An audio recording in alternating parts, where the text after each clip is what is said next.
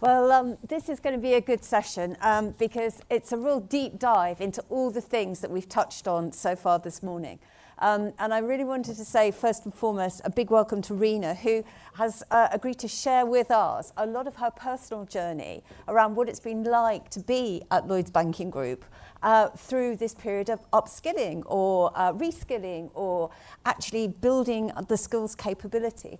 I personally, as CEO at the CSI, was just thrilled to take this session because, of course, continuous development, reskilling is core to our membership, and probably the issue that comes up more and more as the thing that why people want to join a membership body, which is quite counter to the old-fashioned view of why people might want to join a membership body. So without further ado, I'm going to ask Sharon perhaps to introduce you, and then I've got some great questions that people have submitted, and I'm going to try and do justice in 15 minutes to what probably is a story that could take us all day. So over to you. Yeah. So, look, it's a real pleasure to have Reena here. We have about 1,300 people on our apprentice programs right now, and 200 would be classed as reskilling. I think it's a slightly vague definition, if I'm honest, because when I actually think we've got more doing reskilling, but there's a lot of people, and we want even more. I'm not going to steal Reena's thunder. She's got a fantastic example of moving into tech, not having that background, and I'm going to let her tell us her wonderful story. Brilliant. Reena, over to you. Okay. First of all, thank you so much for giving me this opportunity to share my experience. As you know, my name is Reena, and I born and brought up in India, and I completed my all studies in India. After completion of my MBA in finance and marketing, I started working with a broking house, and where the share market trading was happening, and I worked there 2.5 years, and then I moved into insurance sector. And in insurance sector, I worked 8 years, and meanwhile, I met my husband in 2016, and I got married. And 2017 October, I moved into UK and in Manchester. So then, when I moved in Manchester, and again I started looking for a job. It was quite difficult for me because it's a new country, new way of working culture. So, but in March 2018, I got an opportunity in Lloyds Banking Group, Manchester, and I started working with savings department. I worked there 2.5 years, and in 2020, I got pregnant, and at the same time, COVID also started. In September 2020, my daughter Vartika, she born, and I was in my maternity leave. So I thought, let's start studying something. Like I studied about Java, I did Python course. So, and it was all online, training, some online like Udemy courses and all I was doing. And I was learning coding like I was 1 year, and then I'm back to work in 2021, and then I started applying for tech role within LBG, Lloyds Banking Group. But because lack of experience, due to lack of it, I was not able to get into tech role. And but still I was keep on applying, and same time I moved into fraud and dispute department within a LBG. I was working with them, and but I thought, no, I will not stop myself. I will keep, because I learned two programming language, so I can apply for that. But it like same time, what was happening, like in 2023, year 2023, I saw that LBG, Lloyds Banking Group, is giving an opportunity to non-tech people to come into tech and via apprenticeship. So I applied for software developer apprentice within Lloyds Banking Group, and I got this role.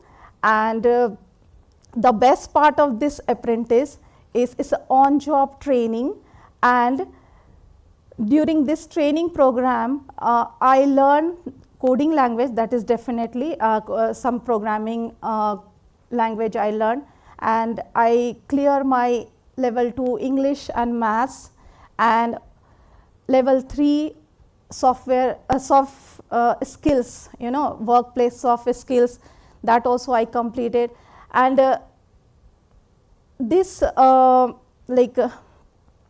is this opportunity, like this apprentice is not only for like you, is giving you a permanent role, is overall development is there. So this is my journey.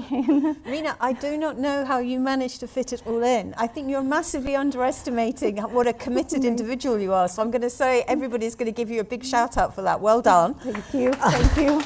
Thank you. But tell me a little bit. So it strikes me, we're going to hear a bit from Sharon next, but it strikes me that the process and the pathways at Lloyds are pretty varied then. So you were already employed and then you did the apprenticeship route. That's probably quite unusual that somebody did that. Were there other people at Lloyds doing it, and what support did you get? If we talk about support, as I said, it's on-job training. So they give us the training about what work we have to do first thing, and then they help us to improve our soft skill, which is I already mentioned that, and they also give us time to interact with different people and different department, so that you can get exposure, and what you really wanted to be, you can get the ideas. So Lloyds Banking Group is giving opportunity to everyone. And this time I have seen that they are especially promoting women in tech, so which is it's a good opportunity for everyone. So again, before we move to Sharon, tell me, so if you had one piece of advice to give other women who are thinking, crikey, this is an important area, maybe I should reskill, but I'm just not sure. What does it mean to be a woman in tech? One piece of advice, you are talking about only women or for everyone? Yeah, just for women in tech, because I think there's good both. Yeah. Men need some advice as well. We should always work on our skills. At least spend 2 hours every day to enhance your skills, because it gives us strength, and it will make us fearless. And as we all know that world needs skilled people, and they welcome always skilled people. So, and if you are a skilled person, then you will never be a jobless, or you will never without work. So that's the thing I just wanted to tell everyone. That's very forward thinking. But what I think has really come out today was also that you are a person who takes opportunities. Yeah. And I sometimes wonder, across all of this agendas, we're all writing reports. And I used to be a policymaker in Whitehall. I've worked on skills now for such a long time. And I do wonder whether we've got to create a bit more passion in people that they can do it. What do you think about? Who were your role models in Lloyds? Am I allowed to ask that? Just your colleagues, or how did it get to excite you so much that you could retrain in tech? It's I can say that because after completion of my schooling in India, I wanted to be an engineer. But due to lack of guidance and lack of, there was some financial crisis in my family. So I was not able to do that. So I chose my career to I did a bachelor in accountancy. And then I thought, okay, and then it's still if you don't have guidance, what you want to do, then guidance and as well as some financial support you need. If it is both are lacking in your life, then I think maybe you will go to wrong direction. But someday it will come to your way if you really want to do that one. So same thing happened with me when I met my husband, and he is just motivated. When I shared my thing with him, then he said, okay, let's do this one. And Your That's good. motivation is really infectious, I really think. Sharon, I'm going to ask, so how do you create more Reenas in your organisation? It's an amazing story. It is, isn't it? So look, I think, there's a few things. So one is, I think we all have to figure out how we make scaled space for apprenticeships stroke graduates, because I think probably particularly with AI, some of the views might be that some of the entry roles might actually disappear. There's slightly different schools of thought, but that's definitely one. But to be a healthy society, you've got to create tracks that allow next generations of talent to work their way through. So I think as we're thinking about the shape of an organisation and the investment at different levels, then I think we have to hold on to entry levels, and for us actually in Lloyds, probably 2/3 of our apprenticeships come from inside the organisation, rather than external. We like that too, but there's a whole sort of path, and as I said, right now it's about 1,300 going through some form of apprenticeship. So I think there's at a sort of, again, strategic workforce level, you've got to sort of think that way, otherwise you'll not stay healthy. I think the second is, how do you create heroes of the line managers that support people like Reena? Because it's a different muscle, isn't it? Having people that you've got to coach and help reskill, and how do we really celebrate those leaders that do that well and probably have higher empathy and probably are thinking more about the big picture and how they contribute to the total organisation, rather than just, I need something done and I can just plug in someone that's already skilled to do it. So those people that do it, let's celebrate them. And then I think the third piece is sort of telling fantastic stories. And I think Reena is an inspiration clearly to all of us in the room, but inside Lloyds, because these are super examples. We know we don't have enough women in tech. We know that that's not going to be good for our customers, because most of the experience that our customers will have will be in the code.